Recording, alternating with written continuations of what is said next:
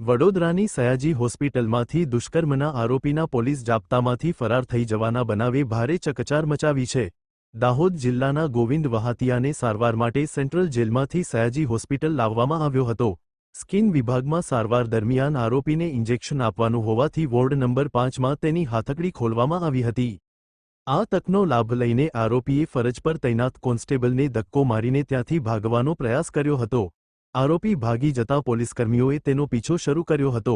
આ દરમિયાન હોસ્પિટલ પરિસરમાં અફરાતફરીનો માહોલ સર્જાયો હતો। સારવાર માટે આવેલા લોકોએ પણ આરોપીને પકડવાનો પ્રયાસ કર્યો હતો। અહેવાલ સંજય પોપટ। 5 નંબરમાં ઇન્જેક્શન આપવા લઈ ગયો। 5 નંબરમાં ઇન્જેક્શન આપવા જતા ઇન્જેક્શન આપીને બીજું હતું એટલે પછી આપણે 2 બોટલો આપી આવવાની હતી।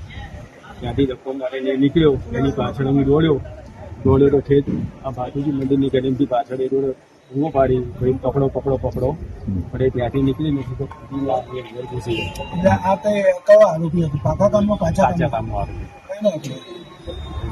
દાઉદનો હતો। નામ ખબર છે? એનું નામ ગોવિંદ રમેશ વાહુની હતું। એની શું કમ્પ્લેન હતી? એને સ્કિનમાં કેસરની જગ્યાએ થઈ ગયું હતું ઇન્ફેક્શન। તેની ચામડી લીધી, ચામડી લઈને 19 નંબરમાં આપવા જવાની હતી। 19 નંબરમાં આપીને અમે ઇન્જેક્શન અપાવવા જતા ત્યાંથી તમારી જોડે જાપ્તામાં કેટલા લોકો હતા? હથકડી પહેરાઈ હતી એમને?